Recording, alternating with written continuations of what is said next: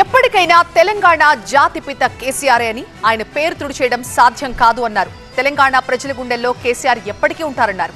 అయితే ఈ వ్యాఖ్యలకి కౌంటర్ ఇచ్చారు కాంగ్రెస్ నేత అద్దంకి దయాకర్. ఎన్నటికైనా తెలంగాణ జాతిపిత కేసీఆర్ గారు. కేసీఆర్ గారి పేరును తుడిచేస్తాము మలిపేస్తాము అనడానికి అదేమో మామూలు స్కెచ్తో రాసినటువంటి గీత కాదు. తెలంగాణ 4 కోట్ల మంది ప్రజల గుండెల నిండా ఉంటాడు కేసీఆర్ గారు.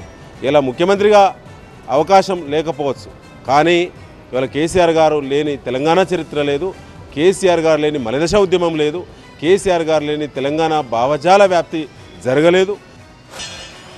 ఎప్పటికప్పుడు టీడీపీలో ఉన్నప్పుడు తన రాజకీయ అస్తిత్వం కొరకు టీఆర్ఎస్ని పెట్టింది. టీఆర్ఎస్తో తన పని అయిపోయిన తర్వాత బీఆర్ఎస్ అని భారత రాష్ట్ర సమితి ఒక రకమైన రాజకీయ వ్యాపారం మాదిరిగా దాన్ని ఎక్స్టెండ్ చేసిండు.